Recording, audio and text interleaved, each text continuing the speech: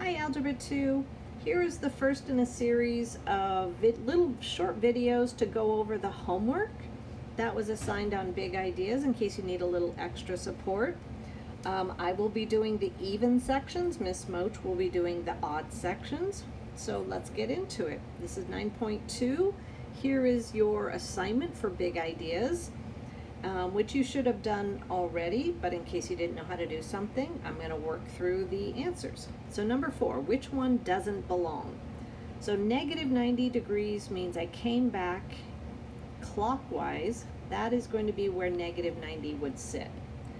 If I had 450 degrees, well, that means I went around the circle. Notice now I'm going counterclockwise. That would be 360, and I'd go another 90. That would put me at 450, because that's a right angle right there. 90 degrees, well, that's a nice one. So this is also going to be where 90 degrees lives. And negative 270, so that's a negative. That means I come back 90, come back 180. Once more, this would be equivalent of negative 270. So which one doesn't belong is this one, because it's at a different place than all the others. All right, now on to number 5 and 6. It wants us to draw an angle with a given measure in standard position. So for number 5, 110 degrees. So here's 0, here's 90, this is 180. So remember that the initial side is always on the x-axis. And then 110 is going to be a little bit beyond the 90 degree, and that would be where 110 degrees would sit. If I'm going to do on number 6, 450, well, we already did that one up above, but let's do it again. So here's 360. 360 plus 90 is equivalent to 450, so the angle itself would look like this. So the little swirl is just showing what you had to do to get there. So that's the equivalent of 450 degrees. Okay, now we are on to number 8. And number 8 is right here. So number 8, give it another little coordinate. And we are doing negative 10 degrees. That's a tough one there. So that means you have your initial side. Negative means you're going in the opposite direction. So this would be the equivalent of negative 10 degrees. All right, now we are on to number 9 from this section, and that's it from that section. So find one positive and one negative angled coterminal. So every time you go around the circle and stop at the same place, that's called coterminal. So for number 9, all you have to do is take your 70 degrees, add 360, and that gives me, oh my gosh, what is that? 7 and 6 is 430. Oh, sorry. It's late in the day and my mind is kind of burnt out. 430 degrees, and then I can subtract 360, and I think I know what the right answer would be, but I don't want to write down the wrong answer. So here would be a positive version, here would be a negative version. That's all you have to do. Add and subtract 90 degrees.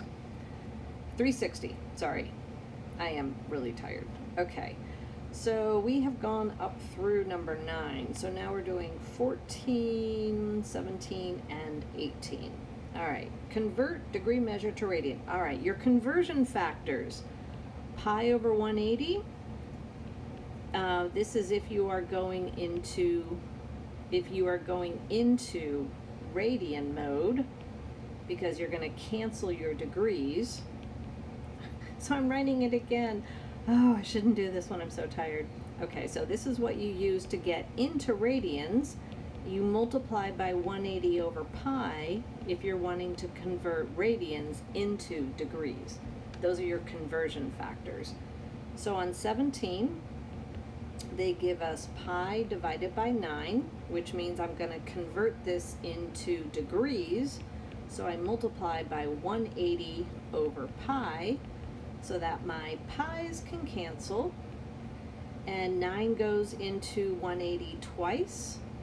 So, and again, you can use a calculator. 180 divided by 9 is going to be 20 degrees.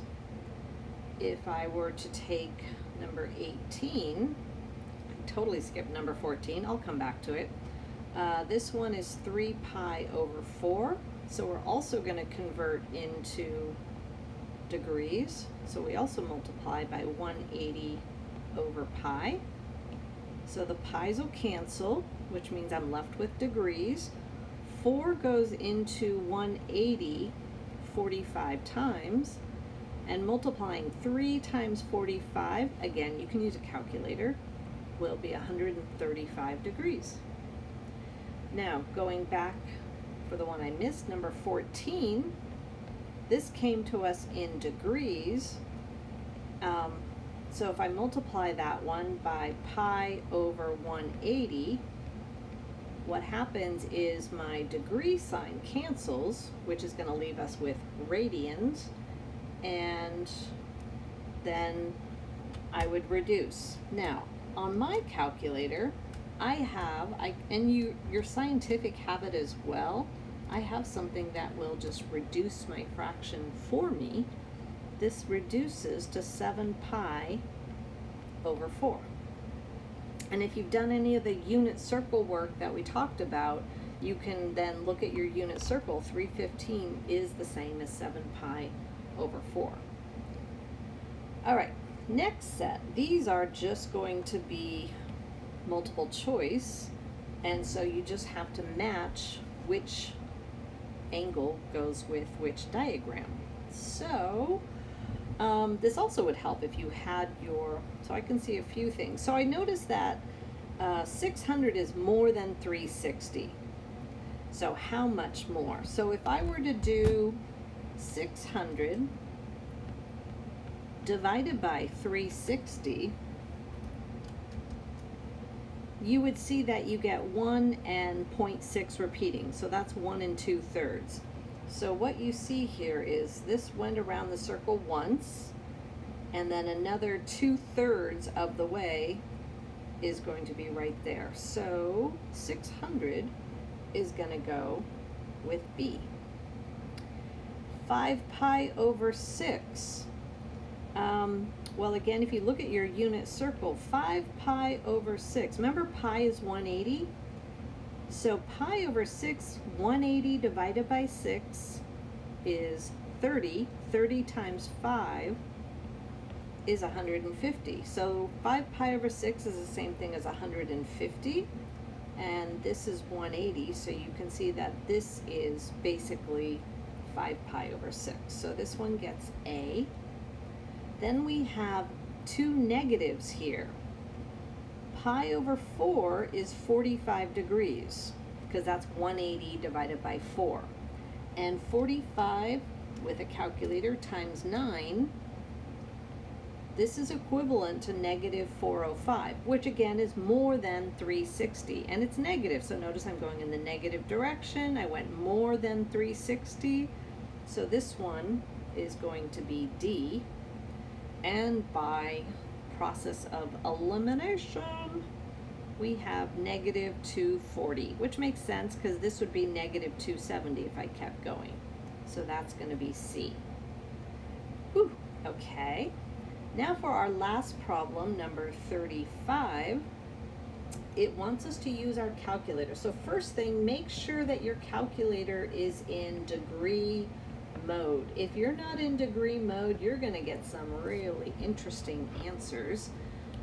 And again, if you're not sure how to do that, you can come on Zoom and I can go through that, or you can just Google degree mode and it'll show you, you could type in your own particular calculator.